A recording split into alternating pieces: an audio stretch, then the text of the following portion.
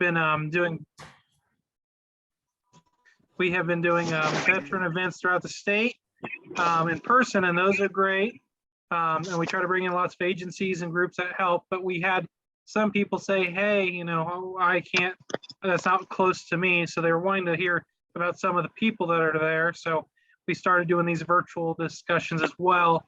And so I think this is a unique one.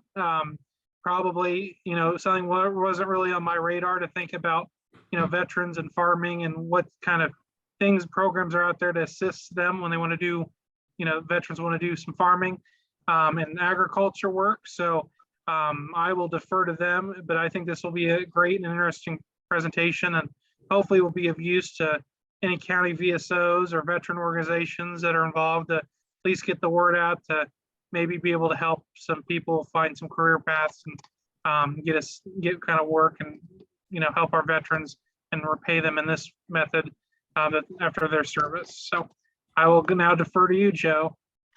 Hey, thanks, Jacob. So welcome everybody. I'm Joe Ricker. I'm the Veteran Outreach Coordinator with AgriBility. We have 3 speakers today. The first one is Dr. Bill Fields. He's going to talk about AgriBility. And then Ed Sheldon's going to talk about an opportunity that we have called Indiana Ag Vets. And then for the last speaker, it'll be Cindy Chastain. We'll talk about the Farmer Veteran Coalition of Indiana. We're going to record this, and then we'll put it and the link out to it. And I appreciate everybody's patience with the IT. And I'll pass it over to Dr. Field.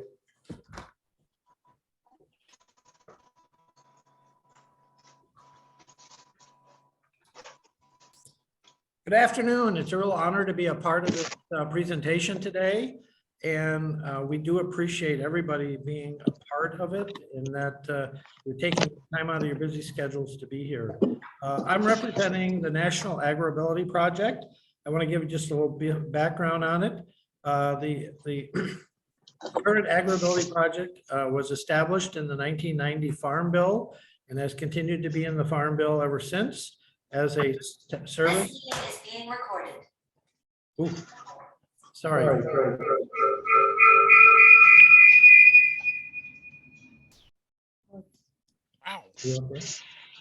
I think we've got whatever happened fixed. So the original AgriBility program was started as part of the 1990 Farm Bill, in which there was an effort to provide technical assistance to farmers that have been impacted by disability.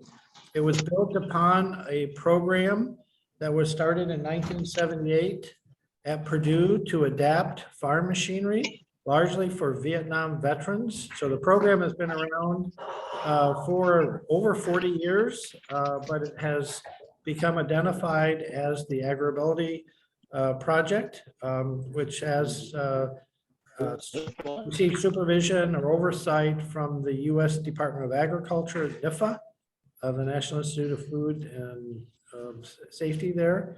And so we have been around for a long time, and it's has matured in some ways. When we initially started, a large part of our focus was to work with farmers who had received some kind of a disability, including combat veterans, to adapt equipment. And it was something that I was heavily involved with in the 80s, and it expanded to other areas, including caregivers, mental health, programs to provide special services, to start businesses, rural disability issues. And so currently the AgriBility Project has funded projects in 21 states, and there's 7 or 8 affiliates. And I'm going to just jump ahead here. I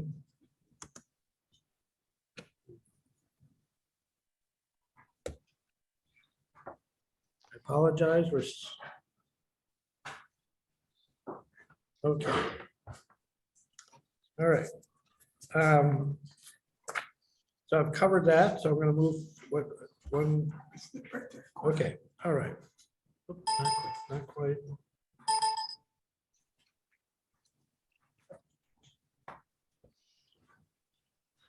This map shows where the 21 states are that are currently funded.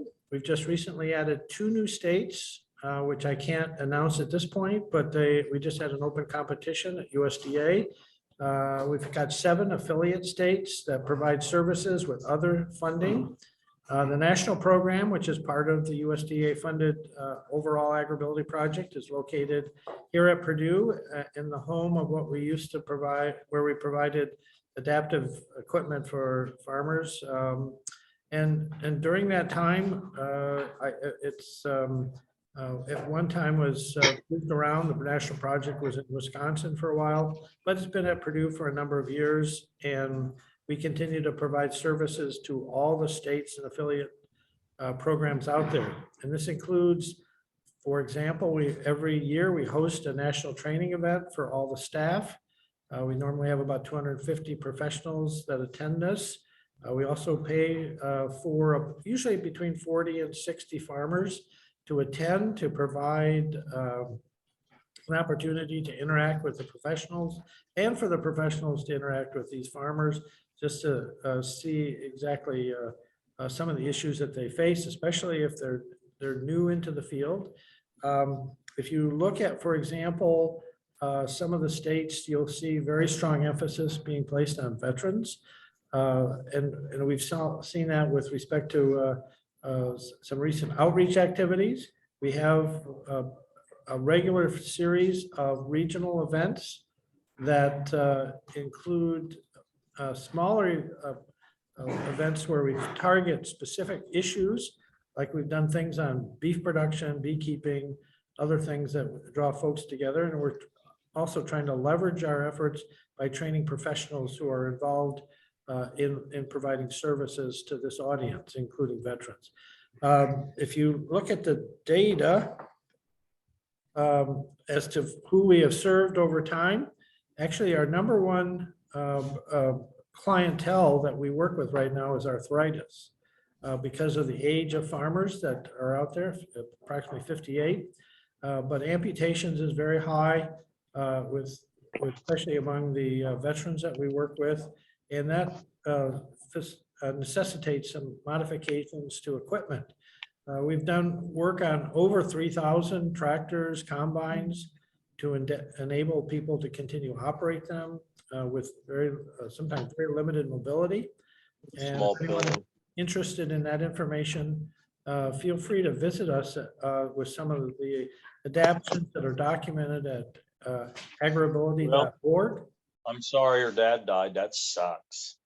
Yeah, I got a card. At least Jim won't be here for a few more days. I talked to him the other day I think we've got somebody unmuted talking here. when he thought he was. Good. That's great. Okay, but I'm not sure who that He's is. gonna look at the camper when he gets here. So he says. So It looks like John. John, are you unmuted? sorry, folks. Okay, Sorry about the loss. no, Sorry you had to hear about that. I'm sorry. okay. We all extend our best there for just making a recovery, so, but anyway, here's a list of the type of disabilities that we've worked with. We have a toll-free line that gets hundreds of calls. If you look at some of our, I'm just going to cover a couple of things here with respect to our data. Last year, we conducted just under 1,500 home visits with staff, providing assistance directly to individuals on site, on their farms, providing direct consultations with them in order to develop relationships with VR for VR services. Last year, we provided about $250,000 worth of VR services to veterans here in Indiana. Multiply that by 20 or so, gives you a picture of the kind of input that we're working through VR vocational rehabilitation to benefit these farmers. If you look at the workshops that we're involved with, every year we have hundreds of farmers attend a wide range of workshops where we provide direct assistance, including at events like farm shows. As far as education activities, our resources are widely available. They're all free download. There's about 180 webinars that are posted there that are free on topics that range from farming with an arm amputation, farming with respiratory issues, farming with spinal cord injury, all kinds of very specific topics that we have addressed and make available. About last year, about 1.8 million pages of information were downloaded from the site. Again, that's agribility.org. And we also conduct a wide range of seminars and workshops online. We do as much as possible peer support by bringing people together. Of the folks that we worked with last year, 21% were veterans. So it's about 1 out of 5 of those people that we work with are veterans. And then we do a lot of disability awareness activities, especially trying to improve accessibility in rural communities. We've had projects that have tried to work with rural libraries to make them more accessible.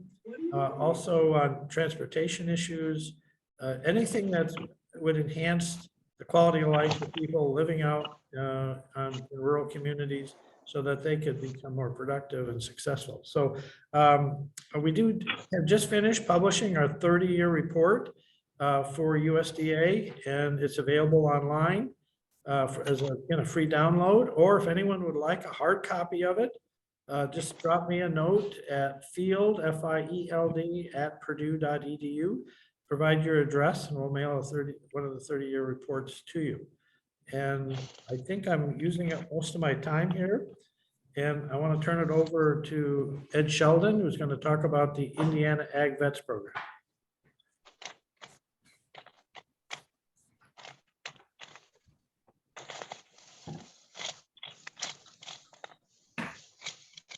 Hey. Thanks, Bill. I'm going to talk about our Indiana Ag Vets program, which is one of our Indiana specific, or not necessarily Indiana specific, but I would say regional programs that Agribility and our partner Hoosier Uplands Economic Development Corporation in Southern Indiana are putting on for veterans here in the state and the surrounding states. Let's see, where's our advance? Awesome. Okay. Real quick overview of what our Ag Vets program is. We are one of about 25 USDA funded Ag Vets programs around the country, all operate under the title Enhancing Ag Opportunities for Military Veterans. And fortunately, they shortened that to Ag Vets. But I said, there's 25 or so programs around the country. We're all doing things a little bit different. It was a competitive grant program that we started 3 years ago this week, actually. And everybody's doing things a little bit different, but we all operate under the two main goals. We're here to support veterans who might be interested in some type of military career. And on the flip side, the USDA was very interested in supporting agriculture by taking advantage of the fact that there are and have been many returning veterans who are transitioning into civilian life, and a good possibility of finding a home in the world of agriculture somewhere. And we need good people in agriculture, and we think that provides a good opportunity for a lot of veterans across the country and here in Indiana. Our program itself, here in the state, again, Indiana Agribility and Purdue University are cooperating with Hoosier Uplands Economic Development Corporation which is based in Southern Indiana. They're a community service agency, cover about 5 states or 5 counties in Southern Indiana, but they work statewide, of course, with the Hoosier Uplands program or with the Ag Vets program. My counterpart down there is Linda Tarr. She couldn't be here this evening. She's more important to me than me in this project because she writes the checks. Or if I don't know, I can't see who's on the line tonight, but if anybody's in the program, you understand where I'm coming. They handle the money, and so makes her more important than me. But we manage the program together. Obviously, this is a USDA NIFA project sponsored by the Department of Agriculture. let's see.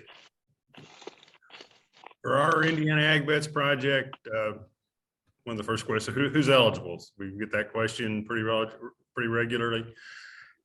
Anybody, any veteran,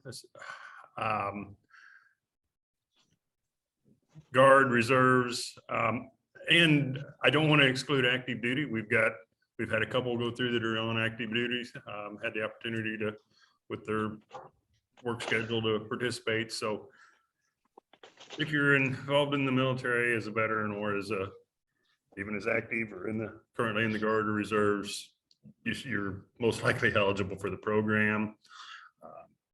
Bill talked a lot about agribility. Our purpose is work with farmers with disabilities or farmers in rural families.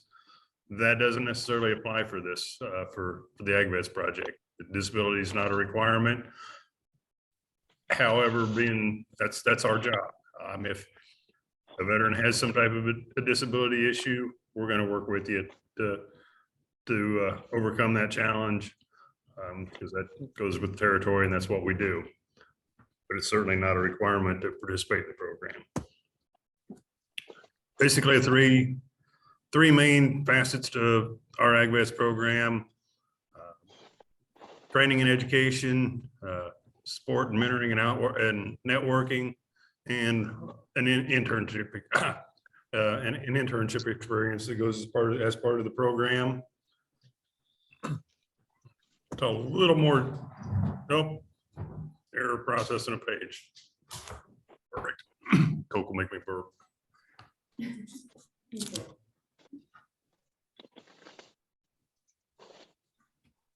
Okay, Joe, your computer's erroring.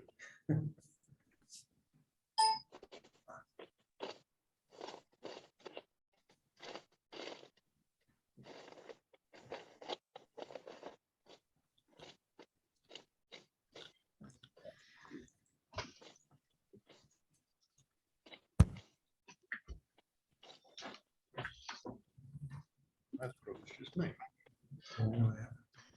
Okay. Just keep going.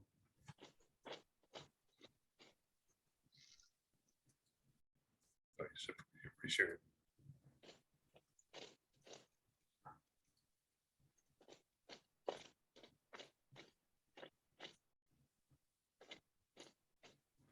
We have more IPs on campus now.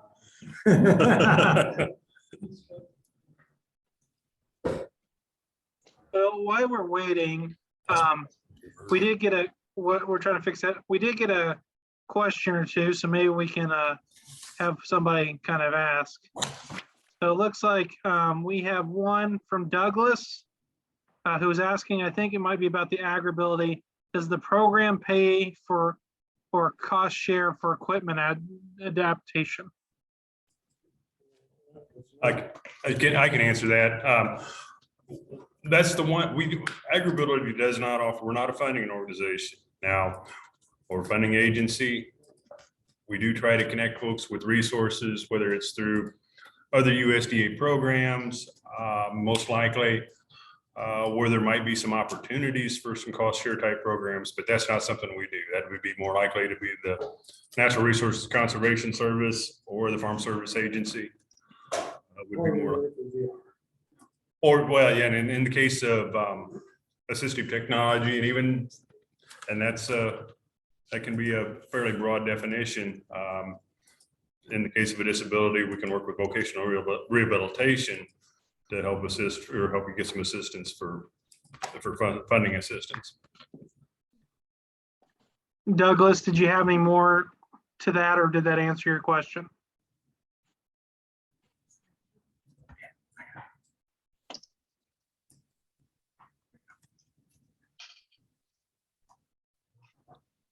Douglas, you may need to unmute. Okay. You have another question to throw at us? Douglas says that answer it. Okay, awesome. The other, why don't we go ahead and let you continue, and then I know we have a question here from, I think it's Timothy. But I'll let you finish and then we can go from either go to the next portion or ask that question. Okay, great. Well, we're going to move through pretty quick on this part. Like I said, it's a kind of a three-legged stool, if you will, for our program, training and education, mentorship, and an internship. As far as training, this is a very individualized program. We try to look into what each individual veteran is interested in doing. And we also take agriculture with the big A, the big umbrella. Everything from ag production to ag business, whether it's a chemical dealer, machinery, mechanic, wide range of different possible, huge area or huge range of careers available in agriculture. So we try to find everybody's individual interest. And then we don't do a lot of reinventing the wheel. There's lots of extension and university and industry trainings out there, certification programs that we try to connect folks with. We do ask or hope to have everybody that goes through the program do some core trainings that we put on ourselves or do online, some safety and health and pesticide applicator. Then we'll have occasionally some workshops here within the state that if you can be there, that's great. But by and large, it's an individual choice on what you would like to learn more about. And most of the time, we're going to pay a full stipend to cover your registration fees to go to whatever this might be. Mentoring, we try to work with, we work with individuals. We've got staff members and consultants who work with us on the project to help folks become, not everybody, in fact, of the 60 or so folks that we've had sign up for the program so far, most probably don't have a lot of ag background. But we do have folks on staff to help, whatever mentoring issues that might be needed to be addressed. Probably the most important mentor when somebody does their internship, that host is incredibly valuable to the program, and they're going to work with that veteran 8 hours a day for however long. So that's incredibly important. And finally, I mentioned earlier about disability. If a disability is an issue, that's what AgriBility is here to take care of or assist and help address those issues, whether it's on the internship site or down the line as somebody moves into a career. And finally, internships. Again, we're looking at big A agriculture, could be anything from working this is a vegetable, one of our ag vets at a vegetable farm. But we've had folks go to, what you would call conventional corn and soybean farms, livestock farms, grain businesses, kind of some of the more unique. We've got one individual now, I believe it's a personal chef. Food is definitely part of agriculture. So she's learning to be a personal chef, and that's great. So lots of different options. We get support from our counterparts here at Purdue with Purdue Ag Centers, research farms, lots of support from businesses. Everybody needs help, and this is a great opportunity for them. And kind of close out, our Ag Vets program wouldn't be possible without that support. The primary group of AgriBility and Hoosier Uplands and Purdue University, but we couldn't do it without the support of veterans organizations and farms and agribusinesses. Everybody wants to be involved. So great support out there. And if you are interested all in the program, IndianaAgVets.org is our website, or IndianaAgVets.info, I'm sorry, .info is our website. Here's our contact information. 800-825-4264 is my phone number, which is also the general number for the AgriBility project. So give us a call anytime and we'll be glad to visit with you about it. And I will turn it back over to Joe. Cindy, are you on the line? Joe, by the way, we're having some audio issues with the Facebook Live. I think someone might be having their sound on that. So just let you know. Okay.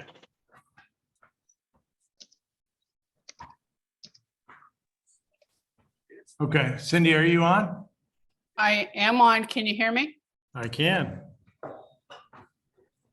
Have you got my slides ready? I do. There you go. Here we go. Hey, everybody. Glad you could join us. I'm Cindy Chastain. I was getting ready to say, Joe, I was getting ready to say the Veteran Outreach Coordinator, but that doesn't work. So I'm Cindy Chastain. I'm the co-president of the Farmer Veteran Coalition chapter of Indiana. I am a veteran, served 30 years in the United States Army, and now have a small farm in West Central Indiana. And we started the Farmer Veteran Coalition chapter of Indiana back, I think it was in late 2017. So it's been about 5 years. And we're doing some things, and we're getting ready to do some more things, and we're getting ready to expand. And Joe has been very helpful in getting us a website going. And Joe, can you go to the next slide? Here's if you're not members of the Farmer Veteran Coalition of Indiana or the national organization, just tell you a little bit about it. This is what the Farmer Veteran Coalition, the national organization's mission is. It's basically working with those who want to be farmers or current farmers, or those in agriculture that want careers in agriculture, and to help them develop those skills and strengthen their rural communities through the food systems. Those of you who are already involved in agriculture understand the physical and psychological benefits of that as well. And, we want to capitalize on that as well. If you are members, you probably have heard of the Fellowship Fund. The Fellowship Fund is a competitive grant process that the Farmer Veteran Coalition, the national organization, does once a year. Usually in January, the announcement comes out that they're accepting applications, and about 4 weeks later, they close that application process. And it's a $1,000 to $4,000 or $1,000 to $5,000 grant to help you on your farm. One of the things that you have to have is a good business plan to be able to apply for these for this grant. So check that out if you're interested. You have to be a member of the FVC to be able to participate in the Fellowship Fund. They give out, I can't even remember what they said they gave out this past year, but it is a significant amount of funds. They don't give the funds directly to you, the farmer, but they give the funds to a third-party vendor. Say, for example, you need a specific piece of equipment. They will give that money to the vendor that sells that piece of equipment to get it to you. So the money doesn't actually have to go to your hands, it goes to the vendor. There's also the Homegrown by Heroes label branding program that the national organization has. If you see in the lower right-hand corner of your screen, the Homegrown by Heroes, and then it says Indiana Grown at the bottom, that is the combined label of the Homegrown by Heroes label and the Indiana Grown label. The Indiana Grown label is administered by the Department of Agriculture in Indiana, but there is a combined label where if you apply for it through the Farmer Veteran Coalition as well as the Indiana Grown through the Department of Agriculture in Indiana, you can get the combined label. So these are great things to have on your products. Put that big sign on your barn. Put it on your products if you're selling at a farmer's market, and it points to the fact that you grow something locally here in Indiana and you are a veteran. So hopefully gets you more sales that way. Okay, next slide, Joe.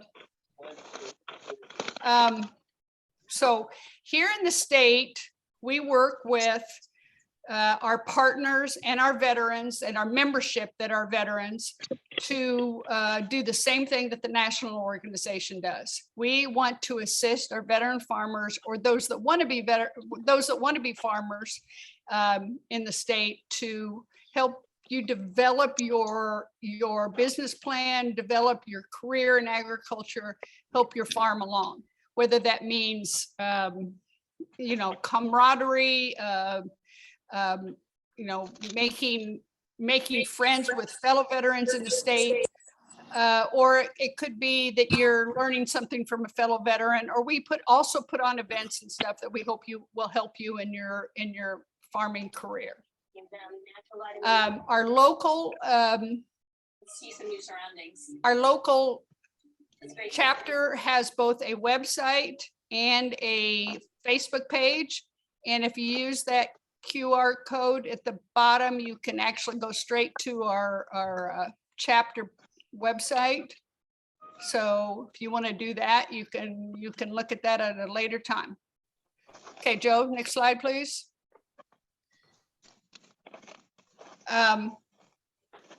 So we work with a lot of people, elected officials like Senator Braun's office right here, which we're doing right now with Agribility, Purdue University, USDA and NRCS, which are organizations from the United States Department of Agriculture, local businesses like Reynolds Farm Equipment, those Kubota that support veterans.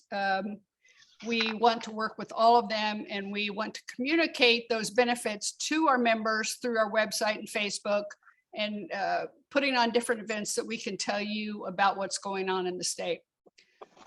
I think the QR code there at the bottom is some upcoming webinars we have. You can use those to access the registration for those. Next slide. Here's some upcoming events we've got going on just in the, well, I guess some of them are almost a year out, but we'll let you look at those. We've got food safety classes and webinars. Business planning for farmers, for veteran farmers, is very important. And if you don't have a business plan, you need a business plan. You'll need it to apply for grants. You'll need it to apply for loan programs. So business planning is very important, and there's some training we'll have with doing that. And the review of those business plans is a great benefit to you as well. If you haven't heard of the Natural Resources Conservation Service and what kind of things they can do for you, actual cost share programs on conservation on your farm, please tune in to, I think, Joe, is that going to be an in-person or a webinar? We'll do a webinar in October, probably the third week, Okay. third Tuesday. But if you have questions about using the Natural Resource Conservation Service now, just ask us either, by email or call us, or ask the question on our Facebook page. A lot of us have used that service already, and we can tell you a little bit about that. Okay, the National Farmer Veteran Coalition Stakeholder Conference is going to be in Oklahoma City this November. I've attended a lot of these. I think every one for the past 8 or 9 years. They're a great place to meet fellow farmer veterans from around the country, some that do the same things that you want to do, whether you're a beekeeper or you want to raise beef, or you've got chickens, or you're a vegetable grower, whatever it is, you will find like-minded people at these conferences. And it's a great opportunity to learn, as well as to meet farmer veterans from around the country. So if you have an opportunity to go to that, please do. We will make sure that the announcement for that conference is on our local pages as well. The Agribility National Training Workshop, I think Bill mentioned that earlier, in Spokane, Washington in March. That's also a great time to learn from fellow farmers and people from around the country. And I think Joe's going to talk more about some plans that are happening for the Indiana State Fair for next year, about how we're going to be working with Reynolds Farm Equipment and doing some things for farmer veterans at the State Fair next year. Okay, let's go to the next slide. So if you're not already a member of the national organization, go to farmvetco.org and apply. It's a simple process. You can apply online. I believe the only thing that you're going, it's been a long time since I joined, but I think the only thing you have to do is send them a copy of your DD 214 so they can verify that you or a family member is a veteran. So that, and the veteran, you don't have to be just a veteran to apply. You can be a veteran and apply, or you can be, I think they call them associate members that are not veterans, but you can be supporters of veterans in farming as well and apply for a different kind of membership. But anyway, for veterans to apply, you have to send in a copy of your DD 214. We will have a virtual membership meeting on September 8th, 6:30 on our website. You can sign up for that. What we would like to do is hear from our members on what kind of support you would like to have, or events that you would like to have, so that we can plan our year out a little bit better and support our membership. We also are working on expanding our leadership team because there's some things we want to do. We want to get not-for-profit status. We need to be able to do that to get some, to be able to apply for grants and get donations and things like that, so we can better support what you need. So please join us for that meeting on September 8th if you can. We would love to have you on board and get to meet you virtually, and then hopefully sometime soon in reality we can meet, so we can make this chapter so much better than it currently is. So there's the way to contact Joe, and you can contact any of us on the website as well, or on the Facebook page. Is that my last slide? Yes. Okay, thank you. Thank you. Yeah, I think that's what we had for discussion and information. Jacob, on the screen now is everybody's contact information, myself, Dr. Field, Linda Tarr, and Ed Shelton. I think we can open up to questions if there are any that you've been tracking. Yeah, I have some in the chat, and then of course we'll open it up in case someone didn't put it in yet. So we have one from Timothy, who said, I would like to know what initiatives that everyone may be taking to address the issue of diminishing farmland. Does a loss of crop base of certain produce or grains? I don't know if you'll have an answer for that, but that's from Timothy. Bill, any thoughts? Are you the? What's that? Any thoughts on that? Well, that's not part of our mission from USDA, but it is clearly an issue for anyone starting out in farming is to access land. It doesn't mean that land's not available. There is often some mismatches that occur where older farmers in transition really don't have anyone to pass that on to. And so I think someone who really wants to farm today can make an effort and connect with somebody to access land. The question is, what do you want to do with the land? And lots of opportunities have come up for people where land becomes available, but they don't really have a plan for it. You know, you're going to raise mini greens or tomatoes, or plant 250 fruit trees, or whatever it is. There's got to be an interest there to use that land to see if you can make a return from it. So I'm not sure whether I'm, having watched this for a long time, that concerned about the lack of land. What I think we lack is maybe what is it that one wants to do to accomplish, whether it be raising goats or whatever it is. I think if they begin to shop around, I think there are opportunities out there, because you don't need to start with 1,000 acres. There are lots of books out there. If you remember, Rodale Press had a lot of publications out on, how to supplement your income on 5 acres. Well, if you can't manage 5 acres, you're not going to manage 100 or 2,000. So it's a matter of how do you grow into this and access the land that you need to do what you want to do with it. Okay. And I also see contact information. So if there's any particulars you might think one of these individuals will be able to maybe help you with, feel free to reach out. And also, I'll put my email in there too, in case we need to do a deeper dive.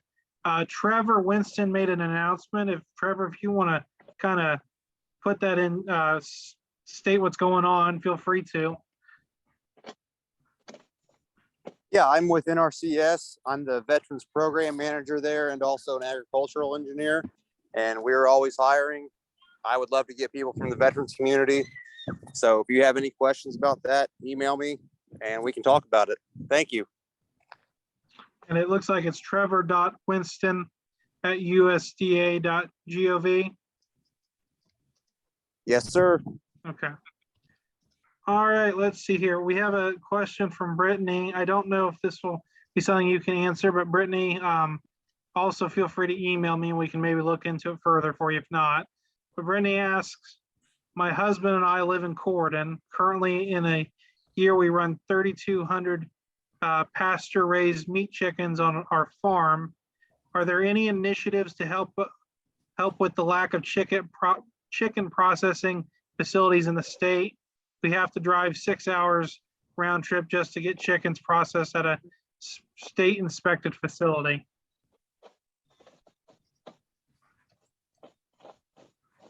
Any thoughts? There was some federal money that came into the state to improve local processing. Check with the US State Department of Agriculture where they went with it. So check with the Indiana State Department of Agriculture. Yeah, there was federal money that was used Okay. to enhance productivity. So yeah, Brittany, if you want to email me, I can try to get you connected with maybe some of your state legislators or someone to try and check in for you. Douglas asked, can we talk about the 30-year report and how to get it? The 30-year report is available online at agriability.org for a free download. Or if you'd like a hard copy, feel free to send me an email at field, FIELD, @purdue.edu and give me your address and I'll mail one out to you right away. Sounds good.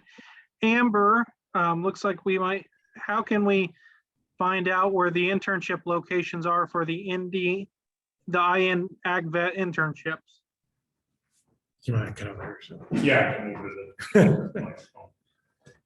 And I tried to reply to Amber while I was sitting there. I should have mentioned that we try to place everybody as close to home as possible.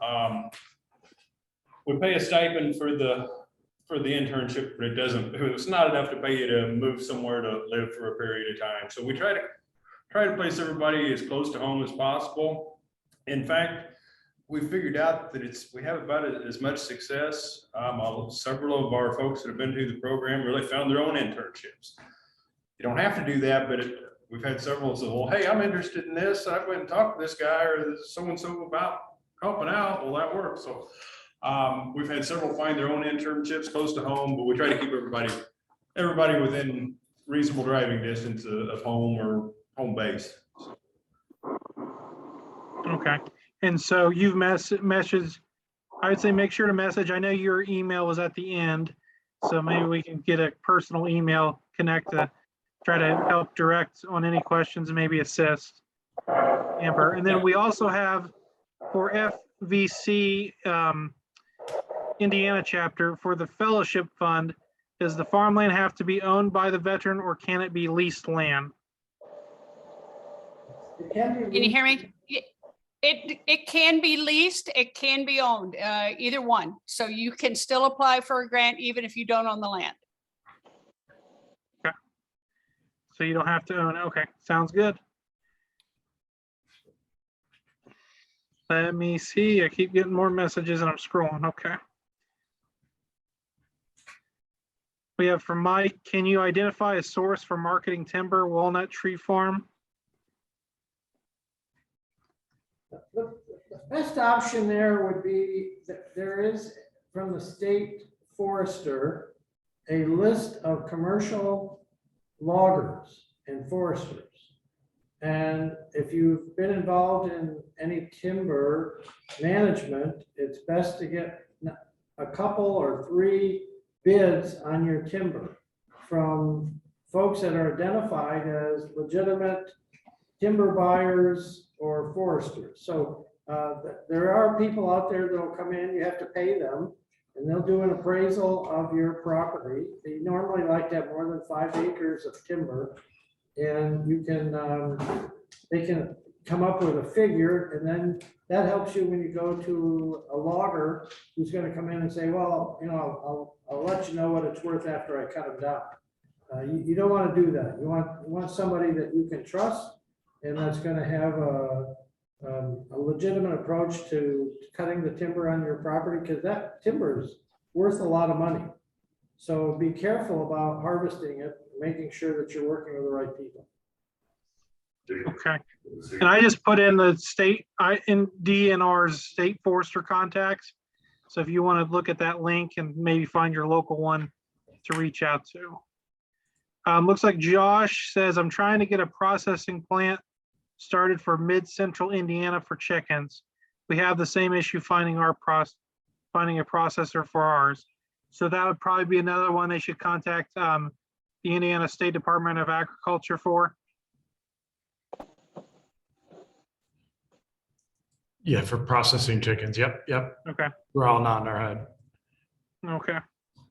I might add, this is Bill again. I have a small farm. I raise freezer beef.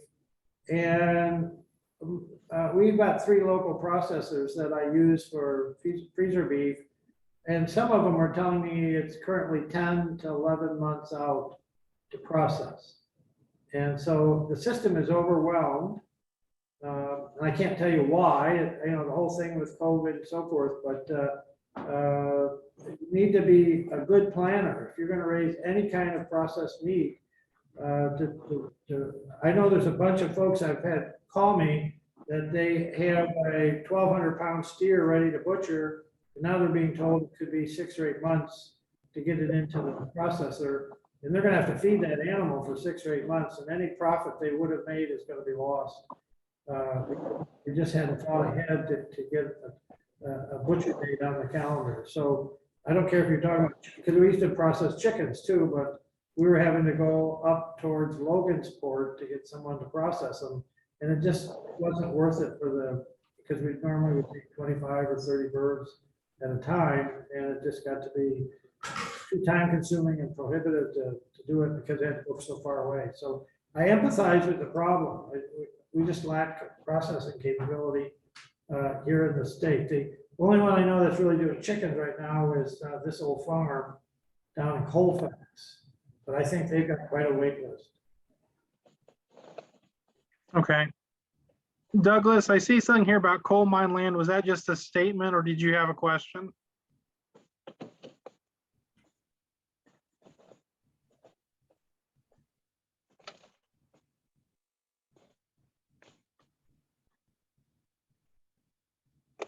Okay, we'll wait and come back.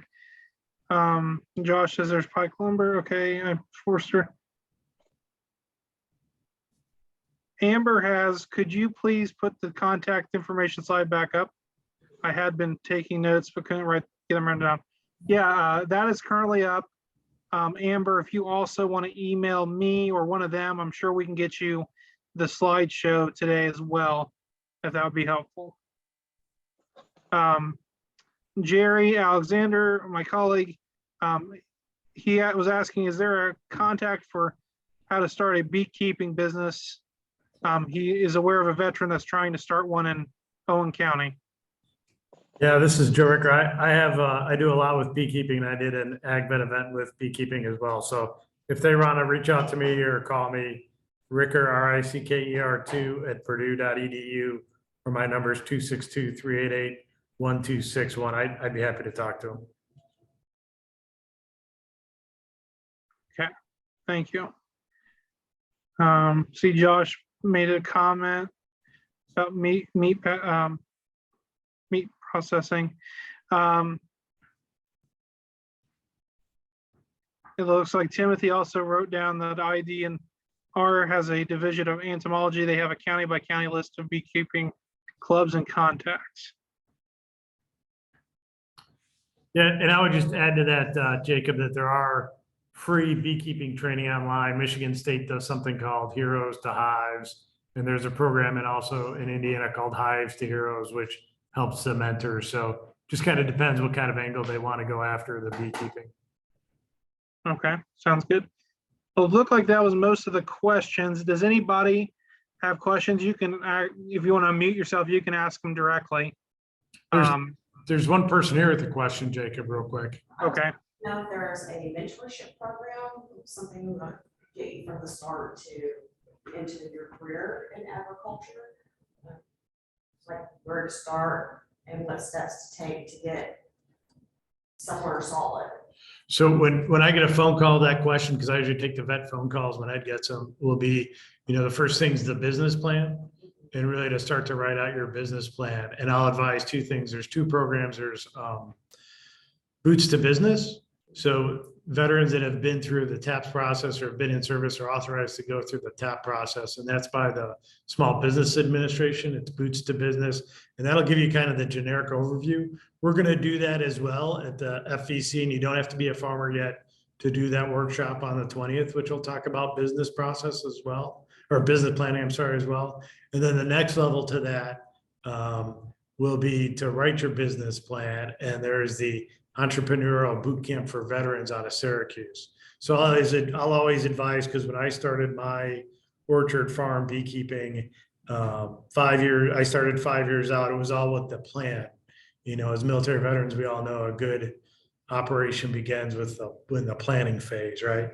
So then from there, then you start to look at your resources, and then you can contact us back and say, hey, what are the resources out there? And the Farmers Veteran Coalition can help with, like our discussions with the NRCS on some things that are advantageous, like the high tunnel program. If somebody wants to use the high tunnel practice for making fruits or vegetables, then we can help you and direct you to the NRCS for that. But it begins with the plan, how much property you're going to have and what's going to be successful for you.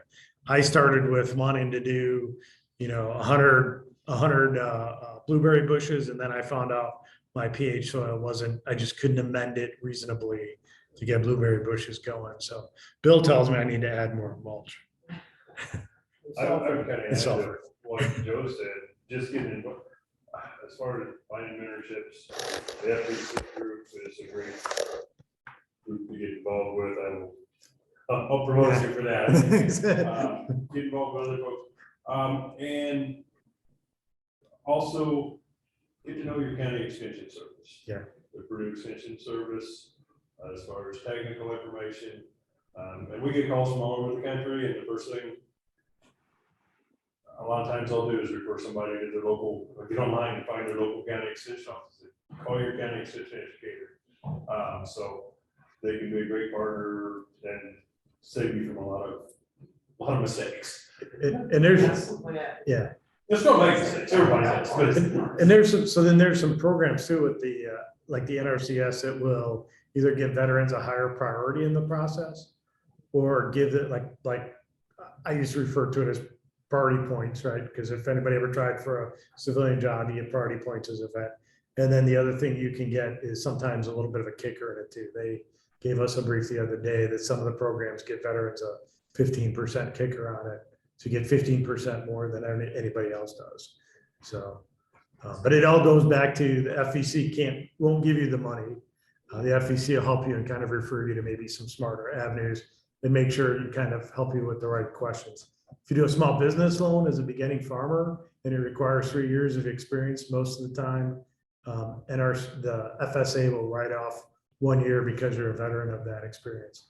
So you may see online, hey, I have to do 3 years and I don't have that. But then a conversation with somebody in the program may say, hey, yeah, but you're okay. You got 1 under your belt, do ag vets, you get a couple more, get a small job doing this, so we can kind of help coach you a little bit. We did get a question about internships for meat cutting or processing. yeah, so, and yes, absolutely, that's an option. We've actually had one of our veterans, ag vets from Southeast Indiana did an internship with local meat processor. So yep, if that's an interest, we can certainly work with that. Definitely falls under the agricultural umbrella. And we've also sent 2 or 3 of our ag vets to produce whatever meat cutting school. So they have a short course probably in the winter months. I forget exactly. So definitely an option. Okay. Richard asks if you can give us the links for the business plan training, which I'm guessing is the small business one you just mentioned, May the Boots to. Yeah, I'm going to stop sharing. I'll throw the links in there real quick. Yeah.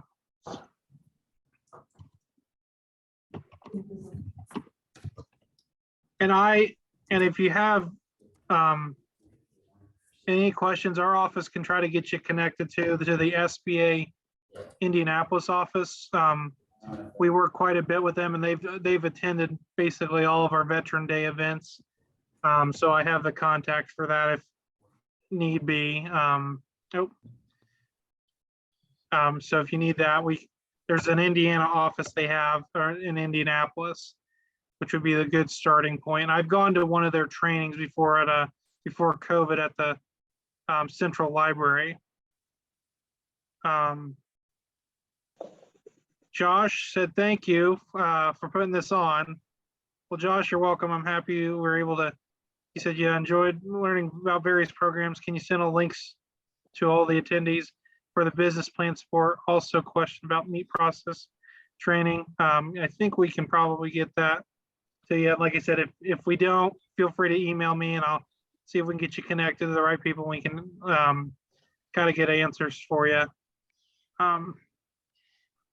Timothy says Ivy Tech Community College Associate's Degree Initiative to provide information regarding startup into agriculture venture. It looks like we have some links, and Julia says, thank you for the program. You're welcome. And also another thank you. So thanks. You're all welcome. Is there any last questions? Like I said, feel free to unmute and ask directly. If you don't think of anything now, of course, I put my email in there. If you received outreach emails from us, it would have my email in there. And then also, I know they put up their emails so we can get you copies of the slides, or if you think of something else. And please feel free to share this information with people so they know about some of the opportunities available to veterans who may be looking to get more involved in the agriculture space in Indiana. Oh, we have a question. Are wives of veterans allowed to go to the internships?